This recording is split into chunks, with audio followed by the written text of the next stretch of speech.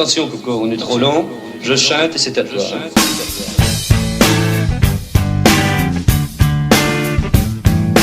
Fréquence Live, l'émission qui fait du bien à tes oreilles. L'émission qui fait du bien à tes oreilles.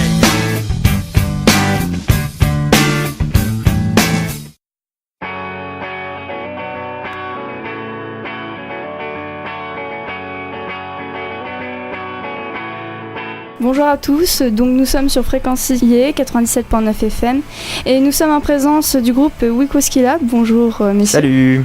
Salut. Bonjour. Donc première question, pourquoi Wikoskila ?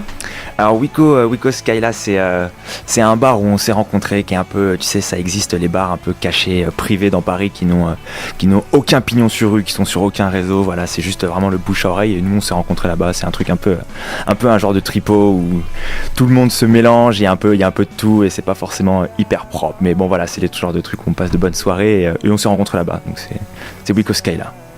D'accord. Et comment a été créé le groupe ? Comment a été créé le groupe ? Tout simplement, à force de se dire qu'on allait faire quelque chose de nos vies, on avait tous une envie de monter quelque chose et ça s'était fait à ce moment-là où on cherchait plus ou moins des projets à créer. Donc on s'est dit qu'on allait se faire une ou deux répètes, ça a matché et voilà, on a continué le truc, on a fait des compos. Il y a certains d'entre nous qui avaient des compos déjà depuis quelques temps et puis on a aussi composé ensemble, on a viré certains trucs, on en a gardé, on en a amélioré et puis jusque-là, ça tourne pas trop mal entre nous, donc on en est plutôt content, ouais. Et donc du coup, comment vous définiriez-vous dans le domaine musical ? Un groupe de pop rock, voire même de rock à tendance pop, je pense que c'est plutôt ça qu'on dit entre nous quand on essaye de se définir et quand on doit donner une identité. Après, je sais pas trop exactement comment... C'est toujours compliqué en fait de se définir soi-même, c'est plutôt les gens qui nous disent vous êtes ceci, vous êtes cela, ou vous ressemblez à ci, vous ressemblez à ça, mais nous on essaie de pas trop se poser ce genre de questions et faire un peu ce qu'on veut, d'autant plus qu'on essaie de faire pas mal de trucs différents. On n'a pas un style défini où on peut se retrouver à faire un peu de pop punk ou de punk rock, MTV punk, ce genre de trucs, ou des trucs un peu à la Nirvana, un peu plus rentre dedans, des choses un peu plus aériennes, du style Coldplay, Kings of Leon, ou des... Enfin, voilà, ça peut tourner autour de pas mal de choses, si c'était ça ta question. D'accord. Et donc vous faites de nombreuses reprises, notamment Smell Like Teen Spirit de Nirvana, qui vous a fait connaître.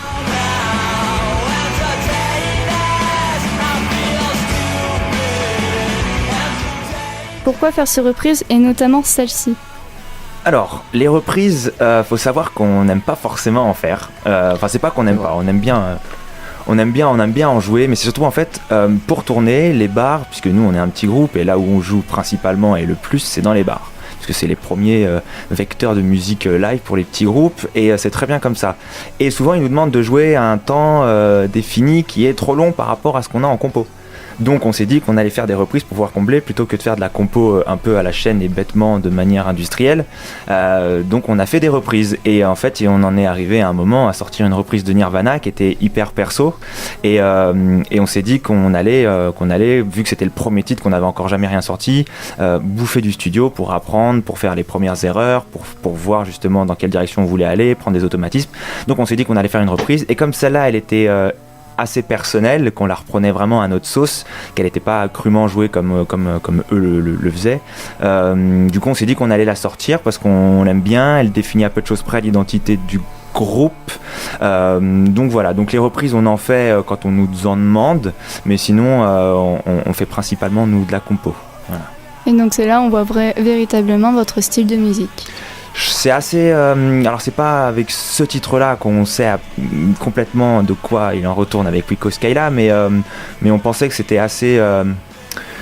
Ça montrait un petit peu quand même l'esprit du groupe, c'est-à-dire quelque chose d'assez aérien. Je crois qu'on a ralenti le tempo, on a des moments un peu plus calmes, un peu plus posés, ça pêche à certains moments aussi, donc c'est là où on voit un petit peu justement tout ce qu'on est capable de mettre nous dans Wiko, c'est toute cette alchimie-là, du côté un peu énervé, mais assez aérien quand même. Et est-ce que certains artistes vous inspirent pour vos chansons, tout comme votre style de jeu en tant que musicien ? Alors, je vais laisser parler après un petit peu les autres parce que là ils ont des choses à dire aussi. Moi, pour ma part, c'est plutôt tout ce qui est un peu chialant, genre Coldplay du début, les Kings of Leon, Radiohead, ce genre de choses. J'aime beaucoup aussi le français. On ne chante pas en français, mais moi j'aime beaucoup tout ce qui est Noir Désir, Deportivo, Louise Attaque, 16, enfin voilà tous ces trucs là. Et sinon j'aime bien quand c'est un peu simple et crade. Du genre les White Stripes ou ce genre de trucs. Donc voilà, je suis un grand fanatique des White Stripes par exemple. Voilà. Je vais laisser parler les autres parce qu'ils sont pas mal. Moi, le bassiste, moi je viens du métal. Donc tout ce qui est Maiden, Iron Maiden, Metallica, Slipknot, Pantera.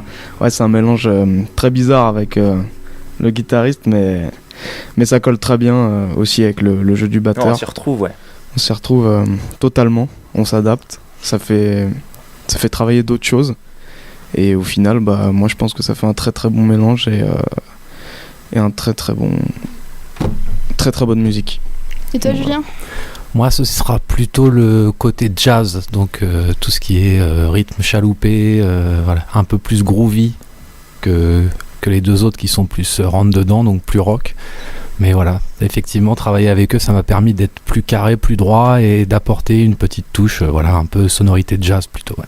Et c'est toutes ces influences qui font justement qu'on arrive à naviguer dans plusieurs styles différents et pas de se cantonner à du heavy metal ou du reggae ou du punk on arrive à faire pas mal de choses parce que justement on a des influences différentes. C'est-à-dire que moi je vais sortir un truc un peu chialant aérien, derrière Julien va nous trouver un rythme un peu chaloupé comme il disait, qui sera pas hyper répétitif ou hyper carré structuré. Jeff va envoyer un peu le pâté et en fait grâce à ça le morceau va prendre une dimension qu'il avait pas forcément à la base et on va avoir justement, ça va nous amener à avoir des idées autres pour pouvoir porter le truc et amener dans le morceau plusieurs ambiances différentes à certains moments. Donc on est très content d'avoir toutes ces influences là et de pas justement essayer de formater le truc complètement.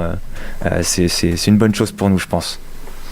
Et donc, tu disais à un moment que tu ne chantais pas en français vu que les musiques sont en anglais, mais pourquoi ? C'était une...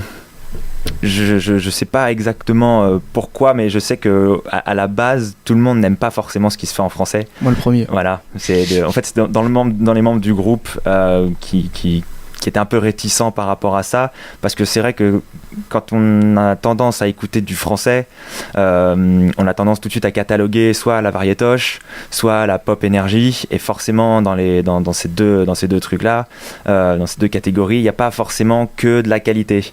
Donc on oublie qu'en français il y a Damien 16 qu'on aime ou pas, mais voilà, c'est quand même assez poétique. Il y a je parle de poésie, il y a Eiffel, Romain Humeau, il y a les Deportivo, il y a Noir Désir encore une fois. Après il y a pas mal de groupes, même je sais en Bretagne il y a les Merzines, enfin voilà, il y a pas mal de trucs qui se font en français, qui sont jolis, qui sont poétiques, qui sont rentre dedans, qui sont pas forcément politisés, parce que c'est vrai que souvent en français aussi ça parle souvent politique. On n'est pas obligé de parler politique ou de s'investir de quelque manière que ce soit. On peut juste essayer de faire de jolis textes. Ça je réfère à Deportivo qui ont toujours été apolitiques, qui l'ont dit et qui le voulaient comme ça. Ça reste super joli, ça reste super rock, ça reste super tout ce qu'on veut, voilà. Mais j'étais un peu le seul à le vouloir, enfin même pas à le vouloir, mais à penser que c'était une possibilité. Et comme les autres n'étaient pas forcément d'accord à la base, on a dit qu'on ferait de l'anglais, et c'est très bien comme ça parce que ça amène, pour moi dans l'écriture, j'ai pas plus à réfléchir que ça. Parce que c'est vrai que quand je chante en français, je me prends vraiment la tête. Alors qu'en anglais, je pense plus aux sonorités et à la manière dont ça sonne plus que ce que je raconte, même si c'est important. Donc ça m'a permis aussi, moi, de changer un peu le système d'écriture et de penser plus à la musicalité et à la musique des mots, plus qu'à leur sens. D'où le fait qu'en ce moment, d'ailleurs, vous êtes sur votre EP. Et du coup, ça se passe comment ?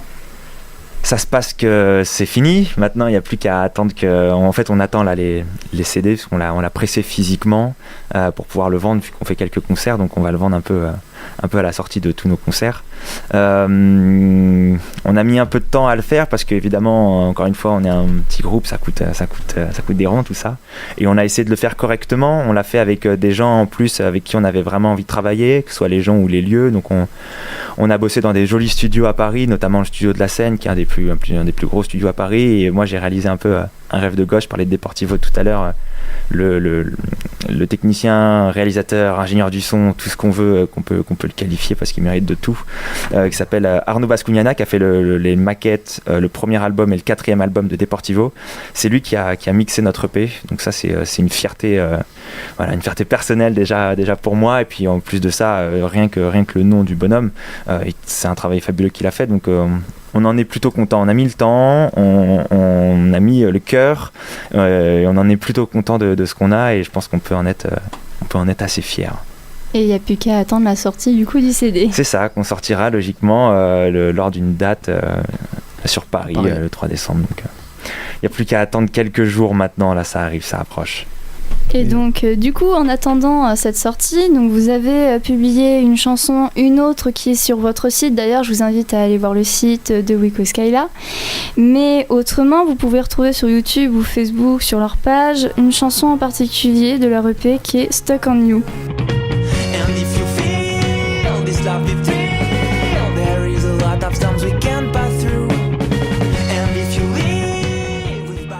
Et donc elle parle essentiellement d'amour, mais pourquoi ? C'est ce que je disais tout à l'heure, c'est plutôt, je me suis dit tiens je vais essayer d'écrire un truc dans le texte pas hyper compliqué, mais d'essayer de faire sonner les mots, de faire sonner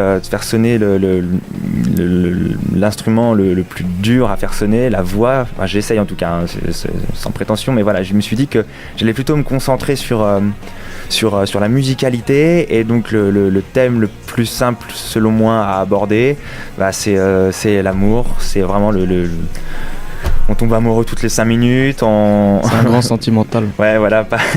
Ouais, je suis du genre à tomber amoureux toutes les 5 minutes et à partir aussi vite que je suis arrivé. Mais voilà, donc pour moi, c'était un thème assez simple. Pas trop de l'amour, ça. Non, si, c'est de l'amour. C'est une forme d'amour. C'est de l'amour à la minute, quoi. Mais ça existe. Et ouais, donc voilà, pour moi, c'était assez simple d'imaginer quelque chose autour de ça. Par contre, ça a été un peu plus compliqué de réussir à trouver justement les bonnes formules, les bonnes manières de faire, de le phraser. Ça a été sympa à faire, plus que trouver les paroles qui en soi sont pas hyper compliquées sur celle-là. Je me suis pas pris la tête sur celle-là, vraiment, c'était pas ce que je cherchais vraiment à faire sonner le truc, plus qu'à faire du Jim Morrison. Ouais, voilà, c'est ça. Donc à faire quelque chose de construit, à peu près beau au niveau du son. C'est ça, c'était plus musical ce que je voulais, plus que poétique, ouais. Et donc vous allez faire un concert le 3 décembre à la Boule Noire à Paris. Est-ce que vous allez faire d'autres concerts ? Et si oui, peut-être en Sarthe ou en Bretagne par exemple, Jeff ? Bien sûr, partout. On a quelques, pour l'instant on n'a rien de concret puisqu'on est sur le planning là de 2017. On a quelques touches. Voilà, on est en train de discuter avec des programmateurs, que ce soit des bars ou des salles de concert. Donc pour l'instant rien de concret et rien de sûr. Les 2 dates qui nous restent là, donc après ce soir, ce sera une date qui est tombée la semaine dernière. On va jouer à Rouen au Hipster Café et on fait la Boule Noire à Paris qui est une très belle salle. Pour la sortie de notre EP. Ouais, c'est ça. Pour la sortie de l'EP, c'est un peu l'anniversaire déjà du groupe, la sortie de l'EP, une belle date. Il y a Metallica qui était passé là-bas quand ils n'étaient pas encore ce qu'ils sont maintenant. Donc voilà, il y a une histoire dans cette salle, il y a une aura, il y a quelque chose. Donc on en est très content, et en plus de ça, avec tout ce qui nous arrive, c'est parfait. Je trouve que ça boucle l'année de la meilleure des manières. Et d'ailleurs, pour donner un peu une idée de ce que pourrait donner un concert et surtout de l'EP de Wicos Kaila, on va écouter Stuck on You.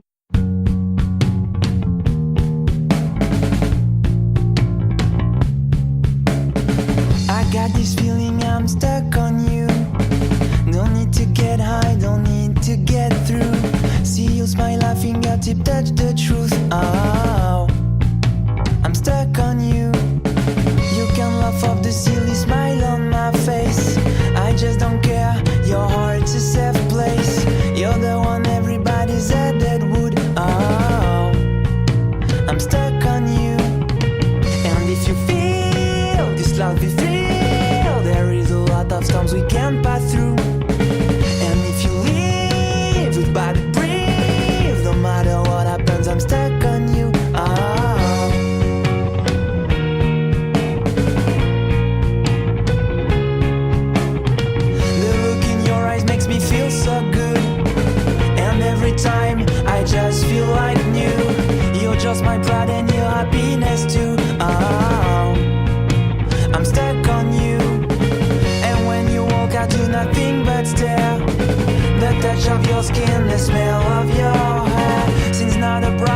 if I am with you. Oh, I'm stuck on you. And if you feel this lovely thrill, there is a lot of storms we can't pass through. And if you live with bad breathe, no matter what happens, I'm stuck on you. Oh.